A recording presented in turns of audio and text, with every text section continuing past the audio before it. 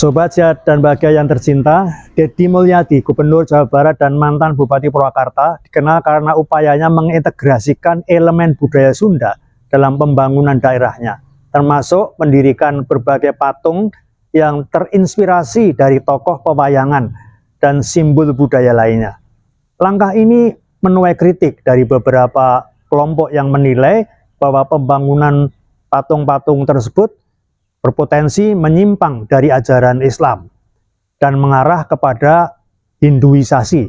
Menanggapi tudingan tersebut, Deddy Mulyadi kemudian menyatakan bahwa tujuan pembangunan patung-patung tersebut adalah untuk melestarikan dan memperkenalkan budaya Sunda kepada masyarakat, serta tidak dimaksudkan sebagai untuk tujuan religius atau penyembahan. Ia menegaskan bahwa patung-patung yang didirikan itu merupakan bagian dari upaya untuk memperkaya estetika kota dan menghormati warisan budaya lokal.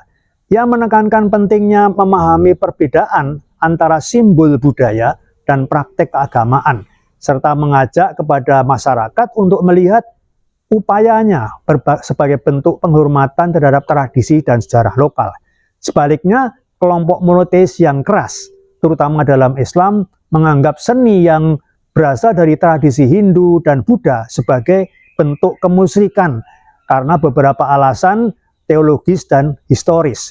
Dalam ajaran Islam klasik, terutama dalam tafsir yang lebih ketat, ada larangan untuk membuat gambar atau patung makhluk bernyawa, manusia atau hewan, karena dikhawatirkan bisa menjadi objek sesembahan.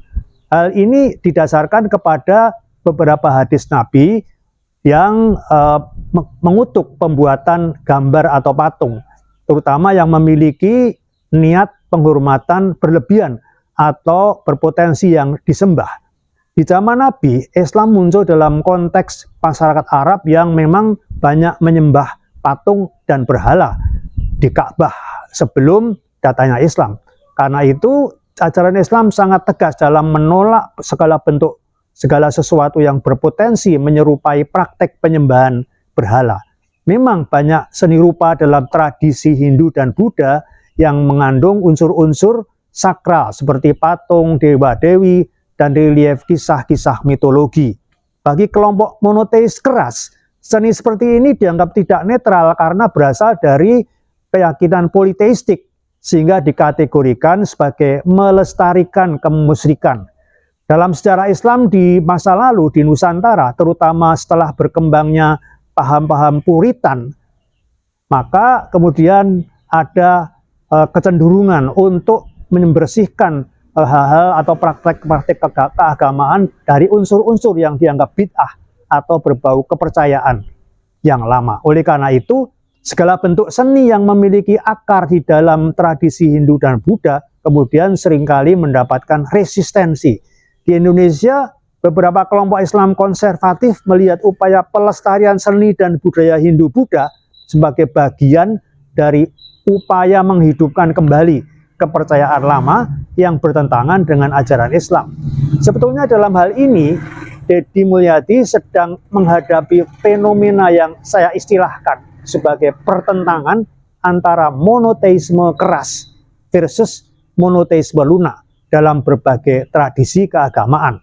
Sebetulnya meskipun sama-sama monoteisme atau kepercayaan akan satu Tuhan, ada berbagai bentuk dan ekspresi dalam agama-agama di dunia ini yang tidak hanya terbatas di kalangan Islam, tapi juga di Kristen dan Yahudi juga. Ada perbedaan antara monoteisme keras dan monoteisme lunak, terutama terlihat di dalam cara suatu agama memandang konsep ketuhanan, praktek ibadah, dan toleransi terhadap simbol-simbol budaya lain. Monoteisme keras menekankan bahwa hanya ada satu Tuhan yang absolut dan segala bentuk representasi, simbolisasi, atau sinkretisme itu dianggap menyimpang atau berbahaya.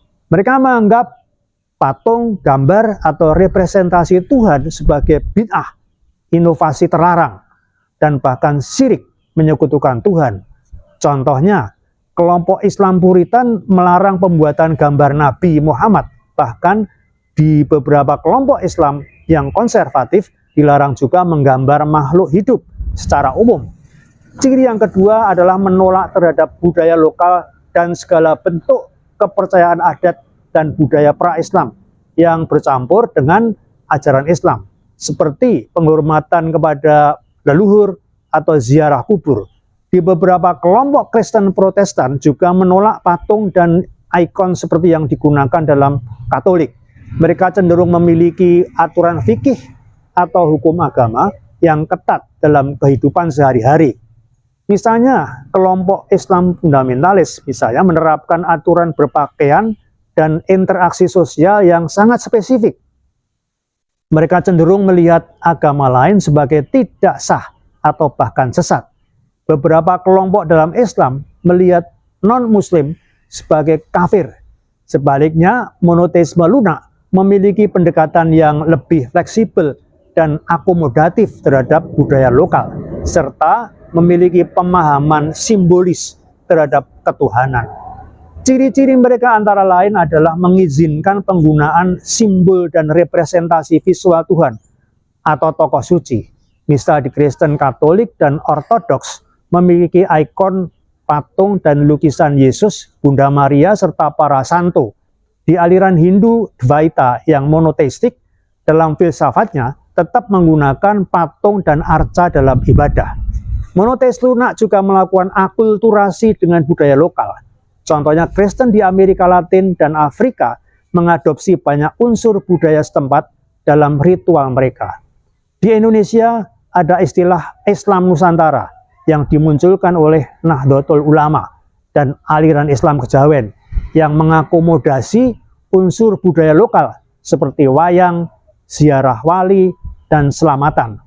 Mereka juga mempunyai interpretasi yang lebih metaforis terhadap Tuhan. Dalam Hindu Vedanta, Tuhan bisa diwujudkan dalam banyak bentuk, tetapi tetap merujuk pada satu esensi, yaitu Brahman. Dalam Yudaisme liberal, banyak ajaran yang menekankan interpretasi etis daripada aturan yang ketat. Mereka lebih toleran terhadap kepercayaan lain. Hindu dan Buddha itu cenderung melihat Tuhan sebagai sesuatu yang bisa memiliki banyak manifestasi. Katolik dan Kristen liberal menekankan kasih dan rahmat, serta membuka ruang dialog antara agama. Sebenarnya, banyak ulama Islam moderat justru menafsirkan bahwa seni, apakah itu tari, seni lukis, atau patung, bukanlah bentuk kemusyrikan selama tidak digunakan untuk disembah. Karena sebenarnya Islam tidak melarang seni secara absolut, tetapi hanya dalam konteks penyembahan. Jika seni hanya digunakan untuk ekspresi budaya, tidak ada masalah. Dan dari zaman Wali Songo, Islam di Nusantara selalu beradaptasi dengan budaya lokal. Khususnya wayang yang berasal dari India telah mengalami proses Jawanisasi dan Sundanisasi sejak pertama kali masuk ke Nusantara bersama dengan pengaruh Hindu dan Buddha. Proses ini membuat wayang di Jawa dan Sunda memiliki karakteristik yang sangat berbeda dari versi aslinya di India. Wayang di India berasal dari kisah epik Mahabharata dan Ramayana, tetapi di Jawa dan Sunda cerita ini telah dimodifikasi dengan berbagai unsur lokal. Contohnya, ada banyak kisah tambahan yang tidak ditemukan dalam Mahabharata dan Ramayana versi India, seperti cerita Petruk dadi ratu atau Petruk menjadi raja, Semar bangun kayangan, Semar membangun surga, dan Dewa Ruci yang isinya pencerahan spiritual Bima yang tidak ada di India. Dalam wayang Jawa dan Sunda muncul tokoh Punokawan seperti Semar, Gareng, Petruk, dan Bagong di Jawa, atau Semar, Cepot, Dawala, dan Gareng di Sunda.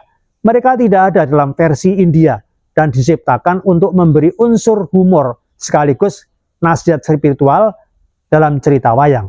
Sunan Kalijogo memperkenalkan cerita baru seperti Jimat Kalimosodo, kisah Kalimasada yang dikaitkan dengan kalimat syahadat. Karakter Semar dan Punokawan lebih ditekankan sebagai simbol kearifan lokal dan penolak kesewenang-wenangan.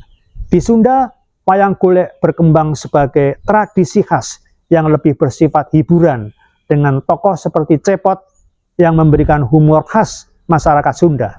Perubahan ini menunjukkan bagaimana budaya asing itu bisa diadaptasi dan menjadi bagian dari identitas lokal yang unik. Mari kita lestarikan seni budaya asli agar kita tidak tercerabut dari akar yang tumbuh subur di bumi Nusantara sebagai bangsa yang besar ini.